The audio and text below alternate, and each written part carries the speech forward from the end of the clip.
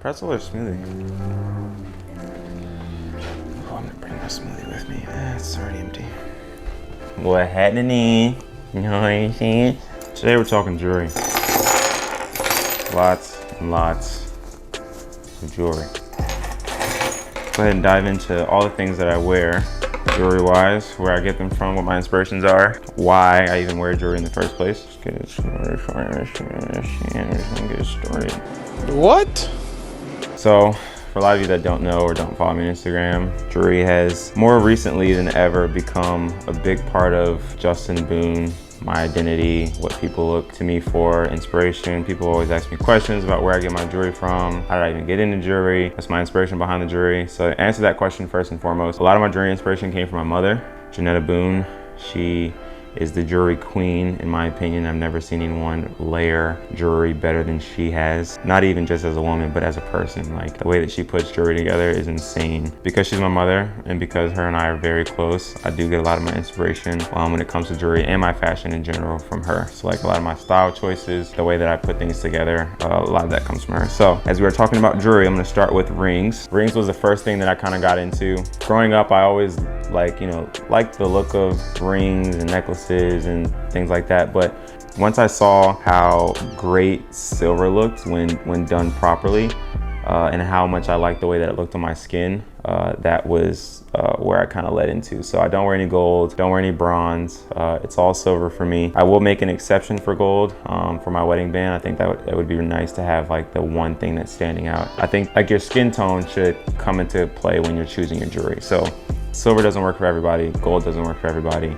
Silver works for some people, gold works for some people. For me, myself, I don't think that gold favors my skin tone very well. I think it could get lost because of the tone that my skin is. As I go through this video, I'm gonna be putting my jewelry on so you guys see how I layer it and why I choose to do so. So when I choose my silver, I'm always looking for a couple of things. For those of you that don't know about silver, one telltale sign about whether something is genuine silver or if it's plated is a stamp. Now, all my jewelry doesn't have this stamp, but because I've become so familiar with silver, the texture, the look of it, it's very easy for me to tell whether something is genuine silver or not. So this first ring does not have a stamp, but I wanted to get into that.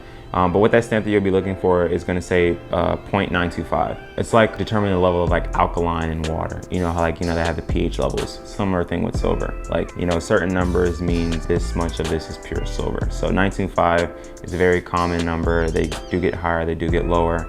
I do have pieces that are lower number. I think I have one or two pieces that are higher than 925s. But anyway, first piece is this turquoise and coral ring. I got this when I was living in Atlanta. A friend of mine, Day, who sells vintage jewelry. A lot of it is Native American inspired. So, a lot of it you'll see turquoise and coral in it.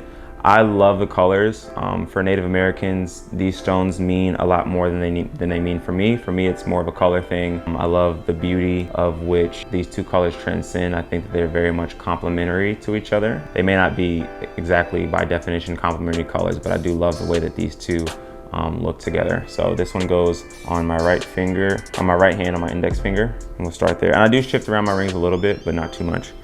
Moving on to my middle finger. This is a handcrafted ring by a woman by the name of AZIZA, who is a friend of mine. Her jewelry is all handmade by herself. She does not use any factories. She is in the lab, literally, in her studio, cooking up pieces. So because they're all handmade, some vary a bit, but as most handmade things do, nothing is ever perfect. But I love the pieces that she does. This ring is very cool to me because it's slightly adjustable. So there's a line here in the middle, or a gap I should say, and you can pull it apart or close it more in. So for me, it's very important on my middle finger on both hands because I have a big knuckle. So it's very hard for me to find rings that will fit over my knuckle, but then also still fit once it gets to the base of my finger, because the base of my finger is thinner than my knuckle is, so a bit tricky. And it just has this interesting shape in the back, makes it very easy to put on. It's very comfortable. That goes on my middle finger. 2 down. Next up, one of my favorite rings. This is by the brand HOORSENBUHS. I'm sure many of you are familiar. Favorite brand of mine. Shout out to Gilbert Montoya, one of their brand representatives. Compared to like a Chrome Hearts, but in my opinion, much better in quality and in design. I do enjoy chrome hearts. I love chrome hearts, but I just think that it was very much eaten up by the market. Like, you know, all the hypebeasts and all those guys, like everybody, you know, chrome hearts this, chrome hearts that, chrome hearts that. So I'm very much a person where like I like to shy away from things that are popular. So HOORSENBUHS, very good brand. I love what they do. This will not be my last piece, but this is definitely my first and my only piece so far. Love the bracelets, necklaces, things of that nature. We'll continue. Next up is this ring here with this cross design. This one is also sterling by the designer Elvira Bill. Never heard of the person. I do like getting jewelry from people I've never heard of before, because then it invites me to look deeper into what other designs that they may have available. I haven't done this with this designer specifically yet, but I do love this ring. I got this at a jewelry festival when I was living in Atlanta. This ring I love a lot. This one I stack on my ring finger. And then on my pinky, for me, I got this ring because it looks like a fork, like it was like fork inspired. Looks like the prongs on a fork. I just really like the layering of it. Really cool ring in my opinion. About who made it, I didn't care about, you know, I mean, of course I cared about the integrity of the silver itself, but it wasn't really about who made it, how much it cost. It was more so about like the overall design. One day I'd like to get into jewelry design, so it's important for me when I'm finding jewelry that it's something that's inspiring, something that also just fits with my collection and what I already own. So this is my right hand. It's very, there's a lot going on. There's a lot of patterns. There's a lot of lines, and then just a hint of color. I made a mistake. This is not the ring that goes on this finger. Wow. Scratch this. This goes on my left hand. This one, this is another ring by AZIZA. Similar in design to the one that's on my middle finger. Wow, I can't believe you know, when I first put this ring on, I wasn't really confident that that's where it went, but because I haven't put my jewelry on in so long, I just kind of forgot. This ring by AZIZA is the one that goes on my index finger on my right hand. So as you see, right hand, all silver, no color, lots of patterns. I think that they kind of all work together. This hand for me is newly developed. Like I said, I switch around my rings a bit. When I get new things in, I take some stuff off, make room for others. One thing that I'm also starting to get into are like midi rings. These two midi bands are both vintage, two of them here, very small, very tiny. When I'm really feeling myself, I will stack these together on the mid-length of my middle finger. I think that it adds more depth. Then I have one more from AZIZA as well that can go on my pinky, and I can put that as a midi on my pinky. And then so like this hand have even more flavor and more shape. Again, there's no color, so the intention to detail goes on to the design and the intricacy within the lines that are used and how I put everything together. So with this hand, there's no real true inspiration. I just wanted to see, because a lot of my jewelry had stones in it. So I was really just trying to challenge myself and see like if I could put together a set of rings that didn't have any stones in them at all and see how that would look. So there's that, my completed right hand when it comes to rings. Move on to the second hand. This ring I've already talked about, goes on my left index finger, so I made that mistake before. I don't have anything for my middle finger right now. This ring right here fits when it wants to. It usually goes on my index finger perfectly, and then it'll squeeze over my knuckle whenever it wants to. But like I said, I have a larger knuckle than I do the base of my finger. So if I can get it over my knuckle, then it fits fine. If I can't, then I just won't wear it. And right now it's not trying to go over my knuckle, so I'm not gonna wear it. But this is also another turquoise ring, vintage. I got this one when I was in Utah. Utah has a plethora of really good vintage jewelry. They have a really strong Native American community. This is a favorite of mine as well. We'll move on to my ring finger. We have this Jesus ring, which is also a vintage find from Utah. I'm a believer in Jesus, so I put this on my ring finger. My left hand, which is typically where a wedding band would go. But this is just a good reminder for me where my relationship goals are. And then when I do end up getting married, this will become replaced with the ring that will signify my relationship with my wife. Secondly, on top of this, another ring which was very interesting to me. This one is also, I can't really read who makes it, but I do see that it was made in Mexico. It has 3 different bands intertwined together. This is one of my favorite rings as well. So first is the HOORSENBUHS ring, and then this is this one. This one was also found at the same shop in Utah where I got this turquoise ring and then this Jesus ring as well. This also is another symbol for me, for my relationship with God and what I would like my relationship with my wife to be. So because there's 3 bands, I have signified it as the Holy Trinity, which is the Father, the Son, and the Holy Spirit. And then also, it's become an inspiration for what I want my wedding band to look like. That'll signify myself, my wife, and God. Next up, move on to my pinky, where I stack as well. This is a ring with a bunch of turquoise stones on them. I've lost one. So the idea for this is that this will probably be the first piece that I actually put a diamond in, because I've lost the piece of turquoise. So instead of finding another piece of turquoise, I think I'll just get a diamond custom cut to fit this eventually. So I continue to wear it. It doesn't bother me that much. I love this ring a lot. Colors are nice. It's really small and dainty. This is the smallest of all the rings that I own, other than the ones that are the mid-sized. Next is another ring that signifies my relationship with God again. So similar design to this Jesus one here is the Jesus fish. This one gets stacked on here as well, right in the middle. And then finally, to top it off, is another ring similar to design of the first one that I put on my pinky. This one just also incorporates turquoise, so I love the colors in that. So that completes my left hand. This one incorporates a bit more color, less really design oriented, and this hand is more faith-based for me. Not really by intention, it's just kind of how things played out. So we will move on from rings and go into the wristwear. Bracelets are something that I'd love to stack. I love having a lot of bracelets. They make a lot of noise and are a bit annoying sometimes when I'm like on my laptop or out to eat or whatever, but I still do not shy away from them. This is a silver cuff, also 925. I got this in Atlanta at an arts festival. It has ruby ends, which is my birthstone. This was a gift to me. It's one of those bracelets that it just kind of works with what I have. This is a bracelet from AZIZA. This is my 1, 2, 3. This is my 4th piece from her. This is a cuff as well. I love this cuff. It's like a hammered look. You know, it's not perfect all the way around, which I enjoy. Silver all the way through. Cuffs are easy to stack, easy to take on, easy to take off. Continuing with the left hand, we have this corded bracelet. This is a favorite of mine. I got this bracelet in Savannah, Georgia. I was there on a trip, and this bracelet, it's just one of those things where it was an impulse buy. I saw it, tried it on, loved it, didn't care how much it cost. It was just like, I'll take it. It doesn't matter. It could have been $800 and I probably would have still bought it. It wasn't $800, but I probably still would have bought it because it's just really well made. The weight on it is nice. So when I'm looking for jewelry, weight is something that I definitely take into consideration. This is another bracelet that I have. This one is not 925 silver. This one is vintage and it is 800. So I'm not sure what the silver is mixed with that doesn't give it its 925 purity that I am used to and accustomed to having. But this one I bought in Scotland at a women's thrift store. We just kind of drifted in there with my mom, my family, and I. She wanted to just take a peek and see what they had. Because it was women's, I couldn't fit anything else in there, so I just decided to look at the jewelry, and this was the only thing that they had that was silver.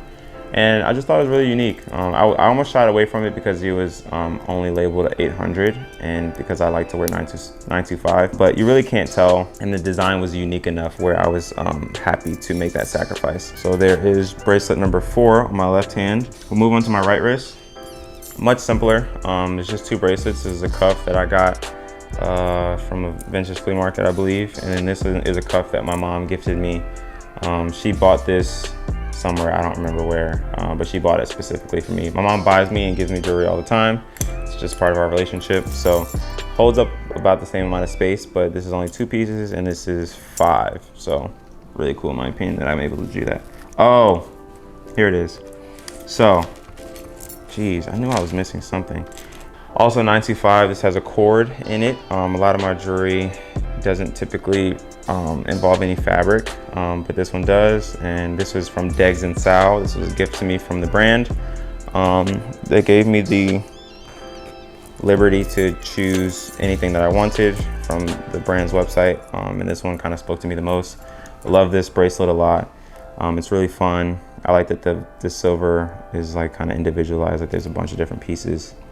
And then this is just another chain link bracelet that I got at this spot in Utah where I get a lot of my jewelry from. So this one was fun as well. Very easy to throw on. So now that makes a total of 7 bracelets that I have on my left arm. Quite heavy, quite noisy as you can hear, but I enjoy the stacking. We'll go into necklaces, which is last, but certainly not least. We'll start with the smallest one that I wear. This I put together when I was in Utah. These are all pieces that were individually bought that I put together. I bought the pendants first and then found this dainty chain that helps with the weight and the balance of the entire necklace in itself. This is a necklace that I do not take off ever. I keep this one on. This is along with the cross necklace that I have on here in the video. This is another necklace cross pendant that I have. It's very difficult to take on and off, so I don't take it off. And then this one it's just so small that I don't take it off ever. This is a beaded necklace. Like I said, I don't wear many jewelry items that are corded or beaded. So this is my only beaded necklace that I have. I'd like to get more into it. I just haven't found pieces that really speak to me, except this one. This one is from Lazaro, which is in New York. They have great jewelry. They're pretty pricey because they make probably about half of the jewelry that they carry, they make themselves. But it's all handmade stuff, authentic, really great people that work there. The owner, his name is Lazaro, great guy. You know, they treat me really well every time I go in there. They appreciate my style and the way that I wear clothes and jewelry as well. So I was happy to support them and get this beaded necklace. This is another necklace that never comes off. Because I wear, and this is another reason why the integrity of my jewelry is so important, because there are times where I will shower in my jewelry, I want to go swimming and I don't want to take all my jewelry off, and I just need to know and have the confidence that it's not going to turn colors on me, and especially that it's not going to turn colors over time. It's really important to keep up with jewelry and jewelry maintenance, so cleaning it, finding the right cleaning solutions, the right type of cloth, all that stuff, which I can talk about later in another video if you guys are interested. This is another necklace that I got from Utah as well.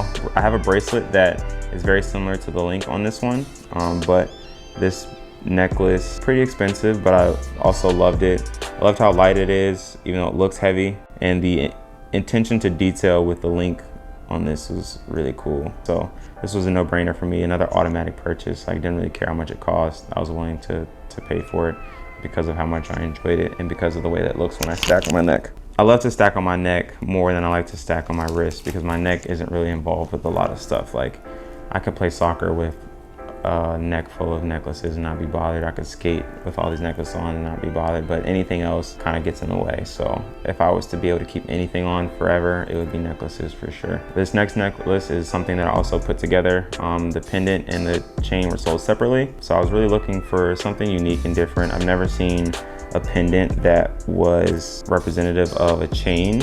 So like I wear this and a lot of people think like, oh, your necklace is undone, or are you missing something from your necklace? Like, you know, they think that something's broken, but it's not. This is just how it came. And that's why I chose it. I think it's very unique. I've never seen it before. So I enjoy this piece a lot as well. Another stacking piece. A lot of my jewelry is vintage. So it's really hard for me to answer the question of where I get my jewelry from. If you can't tell, like, I can't really pinpoint where I get all my jewelry from because it comes from different places. And a lot of it's one of those, like, you know, because it's vintage, it's like when I come across it, there's no guarantee that I'll find another one exactly like it. It's almost close to impossible, actually. There's some stuff that I have found like close to doubles on, but nothing exactly the same. And that also comes into play when things are handmade. So although this is a necklace from David Yurman, this is available for purchase. You guys can get this necklace on the website or at any of their boutiques. This is their box chain. This is the medium weight. David Yurman, when I was getting into jewelry, was one of the brands that I always wanted to own. So shout out to my boy Jesus for selling me his. He didn't wear it. He said it was giving him a rash for whatever reason. And I knew that it wasn't the chain. Like, it was just something that his body was reacting to, which is another reason why I say that it's important to know your body and to know what jewelry works for you. Took it right to David Yurman, got it authenticated, got it cleaned, and now it's mine. Don't think I'll ever get rid of it, honestly. I think it's just a good stable piece. I'd love to get more David Yurman. I'd love to get into John Hardy a bit as well. In general, I'd like to just get into a bit more designer jewelry, but I don't want that to, you know, only be what I'm buying, because I do love the individuality that vintage jewelry comes with. So another one. This is a necklace that I really love. This one is hand engraved on each link, which is really cool in my opinion. Another automatic purchase for me. I didn't care how much it cost. I got this at a vintage fair in Utah, but this was a great necklace in my opinion. This is also all authentic. Really big fan of this chain. I was looking for a choker, something that sit a bit tighter to my neck. A lot of my necklaces hang a bit lower, so this was a good filler for me. Really happy with this piece. The inspiration behind wanting to find a choker like this was Jerry Lorenzo, and you know, a bunch of other athletes and stuff, but Jerry has a gold choker similar to this that he wears, and the way that it hits on his t-shirts, like you can still wear a t-shirt and you still see the necklace in its entirety, and I thought that was so cool. So that was something that I was looking for myself when I was looking for jewelry, or looking for a choker, or a shorter necklace I should say. And yeah, I was really happy to find this one. This one's super unique to me, and would definitely be an inspiration if I ever get into jewelry making. So any brands out there that see this, or any individuals that make jewelry that are interested in collaborating, I'm totally open. Please shoot me an email or hit me up on Instagram and we can talk about it.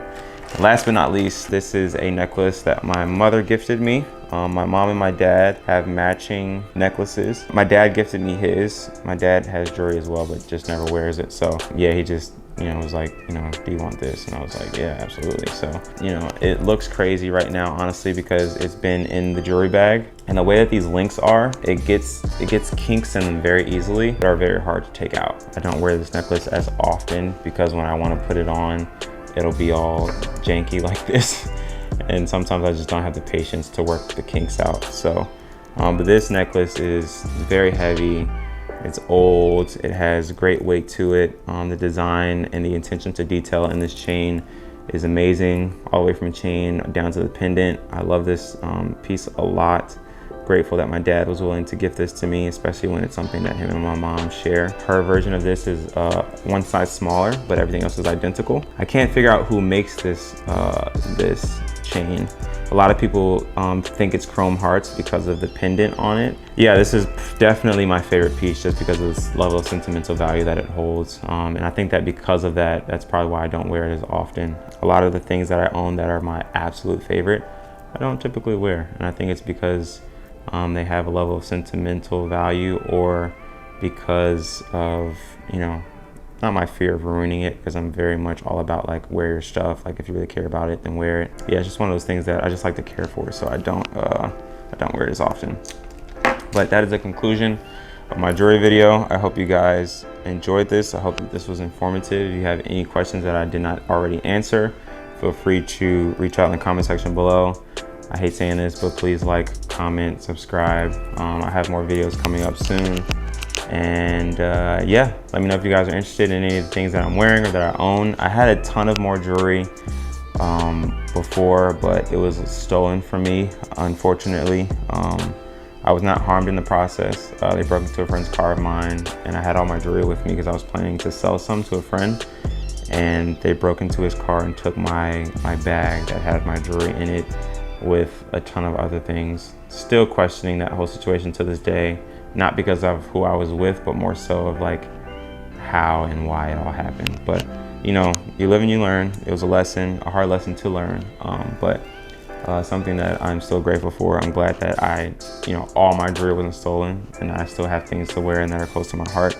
And then, you know, I will still continue to buy more jewelry. So whoever has my jewelry now, congratulations. And I hope it serves you well, I guess. So yeah, other than that, thank you guys for watching. Thank you guys for tuning in. I appreciate all of that you guys are doing to support me. Yeah, we're gonna keep going and keep growing. So see you guys in the next one.